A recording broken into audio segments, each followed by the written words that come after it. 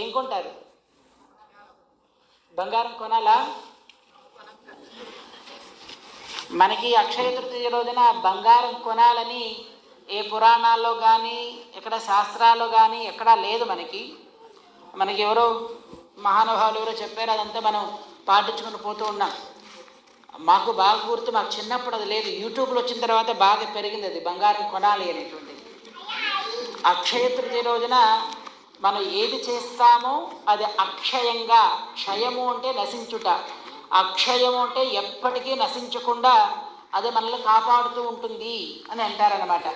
అంటే మనం ఏదైనా ఇచ్చుకుంటే అది ఎవరికి ఇవ్వాలి అంటే బ్రాహ్మణులకి ఇవ్వచ్చు, అనాథులకి ఇవ్వచ్చు. ఎవరు దొరకలేదా మన పక్కన ఉండేటువంటి మన నైబర్స్ని ఇంటికి పిలిచి చక్కగా వాళ్ళు కూడా ఒక పూట భోజనం పెట్టచ్చు, ఏదో ఒక గ్లాసు మంచినీళ్ళు ఇవ్వచ్చు.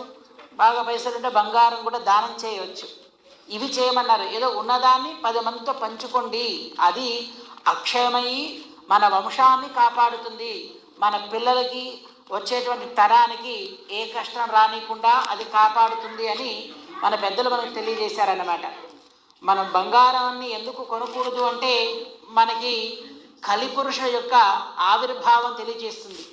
పరీక్షిత్ మహారాజు తన రాజ్యాన్ని పరిపాలన చేసేటప్పుడు ద్వాపరయుగం అంతమైపోతుంది, కలియుగం ప్రారంభమవుతుంది.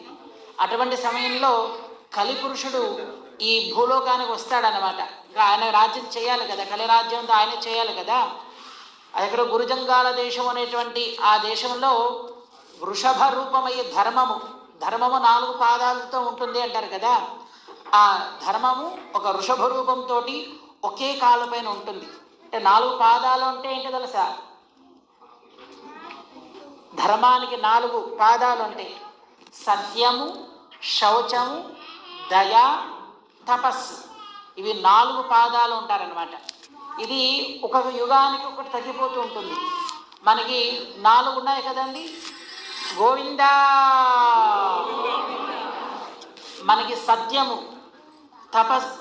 సత్యము, శౌచము, దయ, తపస్సు, ఈ 4 కూడాను ఎలా తగ్గిపోతాయంటే, తపస్సు అంటే మంచిగా ఆలోచించుట, ముక్కులు చెవులు మూసుకొని జపం చేయడం అనేది కాదు, అది కూడా తపస్సు. కానీ తపః ఆలోచనే అని మనకి వ్యాకరణం తెలియజేస్తుంది. అంటే మంచిగా ఆలోచించుట అది కోల్పోతారంటండి. తపస్సు చేయడం, భగవంతుడి ధ్యానం చేయడం కోల్పోతారట. మనకి కృతయుగంలో చూడండి, కొన్ని వేల కోట్ల సంవత్సరాలు కూర్చొని తపస్సు చేసి వరాలు పొందేటువంటి వాళ్ళు రాక్షసులు, మునులు, ఋషులు అంతా మనకి కనబడతారు. ద్వాపర యుగం వచ్చేసరికి అవన్నీ తగ్గిపోతాయని. త్రేతాయుగంలో కనబడుతుంది రావణుడు తపస్సు చేసి వరం పొందాడు అని. ద్వాపర యుగానికి వచ్చేవాడికి ఎవరైనా జపం చేసిన వాళ్ళు ఎవరైనా ఒక్కరు కనబడతాడండి? ఒక్కరు కనబడంటే ఒక పాదం, తపస్సు అనే పాదం పోతుంది. ఆ తర్వాత మనకి దయ, మనకి కృతయుగంలో కాస్త రాక్షసులకి దయ, దాక్షిణ్యం, రాక్షసులకి అసురులకు కూడా మనకు కనబడుతుంటుంది అక్కడక్కడ. కానీ అది మన దాకా వచ్చేసరికి దయ అనేటువంటిది ఒక 2వ పాదం త్రేతాయుగంలోనే వెళ్ళిపోతుంది. శౌచం అంటే శుచి, శుభ్రత అని విన్నారా మీరు? ఎంతమంది విన్నారు? ఏం రా నీకు శుచి శుభ్రత ఏం లేదా నీకు అంటుంటారు కదా. 2 ఒకటే పదాలా అనిపిస్తాయి. 2 ఒకే పదాలంటే ఎట్ ఏ టైం 2 పదాలను ఒకేసారి ఎందుకు వాడతారండి? వాడరు కదా. 2 ఒక పదాలు మీనింగ్ వచ్చేటప్పుడు 2 పదాలు ఒకేసారి వాడరు. శుచి అంటే క్లీన్గా ఉండడం, మన కంటికి క్లీన్గా కనబడుతుంది. శుభ్రత అంటే ప్యూరిఫై అయి ఉండడం, అంటే భగవంతుడికి అనుగుణంగా ఉండడం. మనకు శుచి శుభ్రత ఎప్పుడు తెలిసిందంటే కోవిడ్ వచ్చినప్పుడు తెలిసిందండి. అప్పటి వరకు బ్రాహ్మణులు చాతస్తులు అనుకునేవాళ్ళు మనం. కానీ బ్రాహ్మణైనా తన పిల్లాడినో తన భార్యనో ముడితే కాస్త తను ఆరాధన చేసుకుంటుంటాడు. మనము సొంత భార్యను ముట్టినా, సొంత కొడుకును ముట్టినా వెళ్ళి శానిటైజర్ చేసుకుని చేతులు కడుక్కున్నాం కోవిడ్ వచ్చినప్పుడు. అవునా కాదండి? అక్కడ శుచి శుభ్రత అని తెలిసింది. ఇవన్నీ పోతాయండి. స్నానం చేసుకుని ఉదయాన్నే లేగానే స్నానం చేసుకోకుండా ఏది తినకూడదు. ఎంతమంది ఉన్నారండి ఇప్పుడు? బెడ్ కాఫీ 1 లీటర్ లోపలికి వెళ్తే కానీ మన బండి ముందుకు వెళ్ళదు. అవునా కాదండి? శౌచము పోయింది. ఇంకా సత్యము, కలియుగంలో సత్యమాతను భగవంతుడు మాత్రమే ఉంటాడు. మిగతావన్నీ కూడా లోపించి అది ఒక పాదం పైన ఉంటుందన్నమాట. గోమాత అంటే భూమి గోమాత రూపంలో ధరించి కలియుగం ఎలా ఉంటుంది అనే దాని గురించి మాట్లాడుకుంటున్న సమయంలో కలిపురుషుడు వచ్చేసి ఆవుని ఒక టన్ను తంతాడండి. అంటే ఆవగడ కుప్పకూలి పడిపోతుంది. ఆ దృశ్యాన్ని చూసినటువంటి పరీక్షిత్ మహారాజు ఆ కలిపురుషుడు జుట్టు పెట్టుకొని నీ తలను నరుకుతా అని వెళతాడు. కలి అంటాడయ్యా, మీ నాన్నగారేమో మీ తాతయ్య గారు వాళ్ళంతా ధర్మరాజు వాళ్ళు, ద్వాపరయుగం వాళ్ళు, ఇప్పటి వరకు ద్వాపరయుగం నడిచింది, ఇదైన తర్వాత కలియుగం నాది, నేను రాజ్యం చేయాలి, నన్ను నరుకుతానంటావేంటి అంటే, అవును కదా నిజమే కదా అని, సరే నేను నీకు 4 స్థానాలు ఇస్తున్నాను, ఆ 4 స్థానాల్లో మాత్రమే ఉండాలి, నువ్వు వేరే ఎక్కడ ఉండడానికి వీల్లేదు అంటాడు.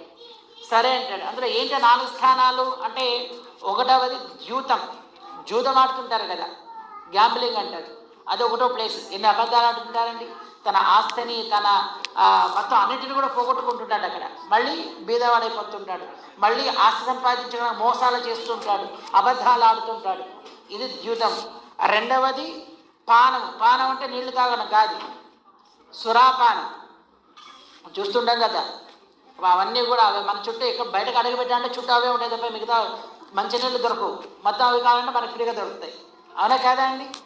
అలా సురాపానం ఎవడు చేస్తాడో వాడి దగ్గర ఉండను, వాడు తాగాడంటే మత్తుతోటి ఏమేం చేస్తాడో ఏం మాట్లాడతాడో వాడికి వాడి యొక్క మైండ్ కంట్రోల్ వాడి చేత, మనస్సు వాడి కంట్రోల్లో ఉండదన్నమాట. ఇది 2వది. 3వది ఏమంటారంటే దానికి వ్యభిచారిణి, అంటే స్త్రీ. అంటే చూడండి, ఈ కలియుగంలో వచ్చేసరికి భార్యాభర్తల ధర్మకాంత అనేది పోతుంది. భర్త ఒకటితో తిరుగుతుంటే భార్య ఇంకొకటితో తిరుగుతుంటారు, అలాంటి కాలం వచ్చేస్తుందట. ఇది 1వది. 3వది. 4వది వచ్చేసి దాని ఏమంటారు, హింస, అంటే ఒక ద్వేషం లోపల పెరిగి ఎన్నెన్నో రకాలైనటువంటి వాటిని చేసేస్తూ ఉంటారన్నమాట మనుషులు. ఒక చిన్న ఏదో దాన్ని గొడవ చేసి ఇప్పుడు కూడా తండ్రి కొడుకు మాట్లాడుకోకుండా ఎంతమంది ఉన్నారనండి, అన్నదమ్ములు మాట్లాడుకోకుండా ఎంతమంది ఉన్నారు, మీ కళ్ళు ఎదురు చూస్తుంటారు. అలాంటి వాళ్ళందరిలో కూడాను కలిపి ప్రవేశిస్తాడనమాట. ఈ 4 చోట్ల నీకు ఇస్తున్నానయ్యా, ఈ 4 ఎక్కడుంటాయో అక్కడ నువ్వు ఉండు అన్నాడు. సార్ మీరేమో 4 ఇచ్చారు, నేను ఒకటి అడుగుతా ఇస్తారా అని అడిగాట. ఒకటే కదా ఇద్దాంలే అనుకున్నాడు మన పరీక్షిత్ మహారాజు. ఏంటి అడుగు ఇస్తానన్నాడు. బంగారం అడిగాడండి. ఏమడిగాడు ఈయన? బంగారం. ఈ బంగారం ఎక్కడుంటుందో అక్కడ నేను ఉంటాను, అది కూడా నాకు కావాలి అంటాడు. చూడండి బంగారం గురించి ఎంతెంతమంది కొట్టుకుంటున్నారండి, ఎన్నెన్ని రకాల యుద్ధాలు చేసుకుంటున్నారు, ఎన్ని జరిగాయి యుద్ధాలు మన కళ్ళెదురుగా చూస్తున్నాం కదా. చిన్న తాళుబొట్టు మహా అంటే ఓ 50,000 1,00,000 రూపాయలు ఉంటుందేమో తెలియదు మనకి, దాని గురించి గొంతులు కోసేస్తున్నారే, న్యూస్లో చూస్తున్నాం కదా. ఇలాగ కలి బంగారాన్ని కొడతాడండి. అటువంటి బంగారాన్ని నాకు అక్షయ తృతీయ కొన్నామనుకోండి, అక్షయంగా కలిపురుషుడు మన ఇంట్లో పెరుగుతూ ఉంటాడు. ఆ రోజు మనకు ఉన్నది ఏదో ఒకటి దానం చేయాలి, 10 మందికి అన్నం పెట్టడము, లేదా ఒకటికి మంచినీళ్ళు ఇవ్వడము, ఏదో ఒకటి చేస్తే అది అక్షయమయ్యి మనల్ని కాపాడుతూ ఉంటుంది అంటారు. అటువంటి గొప్ప అక్షయ తృతీయ రోజు మనం రేపు ఏం చేయాలి అంటే, పరమశివుడు మనకు ఉపదేశం చేసినటువంటి ఒక స్తోత్రం ఉందండి. ఇందాక మన విష్ణు సహస్రనామాన్ని అనుసంధానం చేసుకోవడానికి ముందు చదువుకున్నాం కదా స్తోత్రం, ఆ లక్ష్మీ అష్టోత్తర స్తోత్రం. ఆ స్తోత్రాన్ని చక్కగా ఇంట్లో స్వామి ముందు దీపం వెలిగించి చక్కగా స్తోత్రాన్ని పారాయణ చేసుకుంటే అమ్మవారి కృపతోటి మన పిల్లలకి ఏ కష్టాలు రాకుండా అక్షయంగా అమ్మవారు మనల్ని కాపాడతారన్నమాట. ఇది రేపు అక్షయ తృతీయ రోజున మనం చేసుకునేటువంటి, మన ఇళ్లలో చేసుకునేటువంటి కార్యక్రమము.